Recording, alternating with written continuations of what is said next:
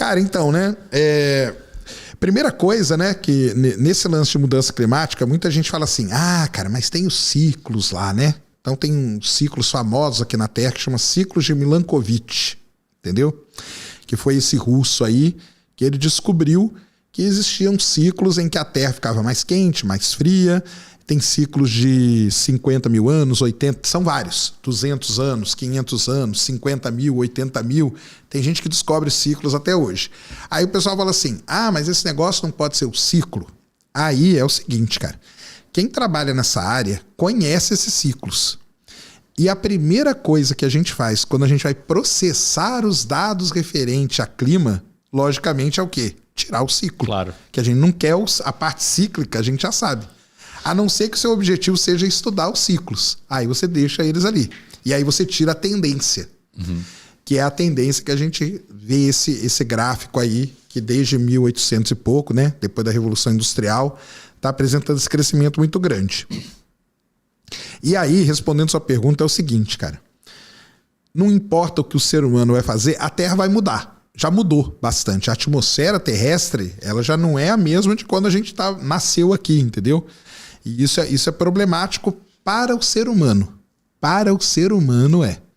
Agora, para o planeta, cara, o planeta ele é algo muito... A gente muda a atmosfera, dá problema para nós, que somos uma espécie que está aqui há pouco tempo vivendo aqui, que... Aí depois o professor explica aí tudo direitinho. Nós nascemos e evoluímos dentro de um ambiente que hoje já não é mais o mesmo. Mas a Terra, cara, vai passar, ela vai esquentar, ela vai esfriar, ela vai fazer o que for e tal. Por isso que a grande questão, né, de todo esse lance de mudança climática é o problema com o ser humano e com as espécies que vivem aqui com a gente hoje. Nós não aguentamos viver num planeta que tiver 2 graus acima do que, em média, do que está hoje, cara. O ser humano não aguenta viver nisso. A gente não aguenta viver com uma quantidade enorme de gases de efeito estufa na atmosfera. Fora todos os outros milhares de problemas que causam. Por exemplo, estamos vendo aí, quem tinha ouvido falar de ciclone no Brasil? Já começou a se tornar uma coisa muito mais frequente. Mudar regime de chuva. Isso, para mim, é uma das piores coisas que pode acontecer, cara. Porque você muda o regime de chuva num estado como Mato Grosso, por exemplo. Ferrou, né, cara? Aí você não vai mais ter colheita de soja. O pessoal que vive, depende daquilo, vai para onde? Não vai ficar ali. Aí vai para, sei lá, para Floripa, para São Paulo, para o Rio de Janeiro, vai migrar.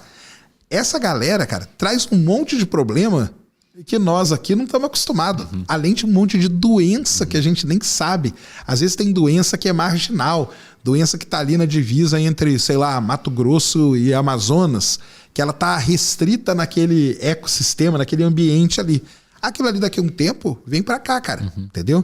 Então, assim, agora, o planeta como um todo, ele vai alterar, mas o planeta vai continuar vivendo, entendeu? Agora nós vamos... Mas tipo, essa alteração que a gente está fazendo na camada de ozônio, na atmosfera, pode gerar eventualmente alguma consequência para o externo, a essa região? Pra fora não. Dificilmente vai. Pra fora não. Tanto que a camada de ozônio foi um negócio que a gente voltou, né? Olha que legal, né? Ninguém ouve mais falar da camada de ozônio. Quem é da minha geração, a gente teve um problema seríssimo com a camada de ozônio. Que o buraco na camada de ozônio, que é cíclico também, olha que legal. Esse buraco ele é cíclico. O problema é que quando ele fechava, ele não fechava mais, ele ficava aberto ainda. Que era o problema daquele CFC. Lembra daquele gás? O gás que está na geladeira, né, o gás do desodorante e tudo mais. E olha como as coisas podem mudar, cara. Na época fizeram uma campanha gigantesca para meio que abolir o CFC. Ele foi meio que abolido e a camada de ozônio voltou ao normal, entendeu? Então dá pra gente tomar atitudes que vão melhorar a situação. Mas aí o professor pode continuar. Você pode pegar um gancho? Claro, uma outra história claro. Que é paralela a essa, que é legal, lá da década de 80 também, questão de baleia. Estava naquele desespero que as baleias se extintas, essa coisa toda mudou. Hoje está cheio de baleia. Então, uma série de problemas, né, que eram realmente centrais ali, década de 80, começo da década de 90, foram resolvidos. Né? Então, a gente consegue resolver algumas coisas. Né? Então, acho uma coisa interessante, assim, não fazendo só um paralelo. E em termos de animais, professor, por exemplo, o clima, ele favorece migração, ele gera algum tipo, ele torna previsível comportamento em massa de animais, que isso pode eventualmente prejudicar e dar um problemão. Uma coisa que eu vejo recentemente acontecendo é o azeite de oliva, tá bem caro, não sei se a galera percebeu, mas o azeite de oliva hoje tá caro pra caramba.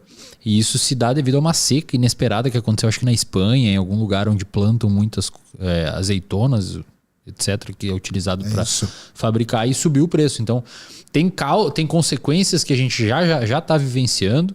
Por exemplo, alguns vinhos específicos não poderão mais ser produzidos porque não chega na temperatura específica.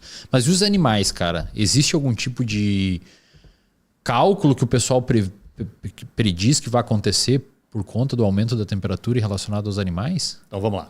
Além de nós, humanos, né? Dá um monte de problema, como o Sacani citou. Muito bem. Vamos começar de planeta, pegando um gancho aqui no que o nosso Sacani falou muito bem. Então é o seguinte, Terra já esteve mais quente do que está hoje, tá? Lá no Paleozoico, vai estar mais quente daqui a algumas centenas de milhões de anos, né? Falamos sobre isso também no outro episódio. Então, o grande problema dessa questão de mudança climática, especificamente de aquecimento global, não é tanto o dado bruto da temperatura, 1 grau a mais ou 2 graus a mais, é a taxa. É a velocidade em que essa temperatura está subindo nos últimos 100, 150 anos. Em relação aos ciclos de Milankovitch, o que nós estamos passando agora? A gente está passando por um período que a gente chama de interglacial. Isso. Perfeito? Então, há 12 mil anos, nós tínhamos uma temperatura muito mais baixa, era o final do pico da última glaciação, muita água congelada em cima dos continentes. Isso fez com que o mar tivesse 130 metros, em média, abaixo do nível que ele está hoje. Houve esse aquecimento, né, e foi justamente nesse período, inclusive, né, que Homo sapiens, que humanos, né, conseguiram, né, vir da Eurásia aqui para a América. Então, nos últimos 12 mil anos, estamos tendo aquecimento natural por conta de questões astronômicas dos ciclos de Milankovitch, que é a precessão dos equinócios, essa coisa toda. E, então, isso já está acontecendo. Esse aquecimento já está acontecendo há 12 mil anos.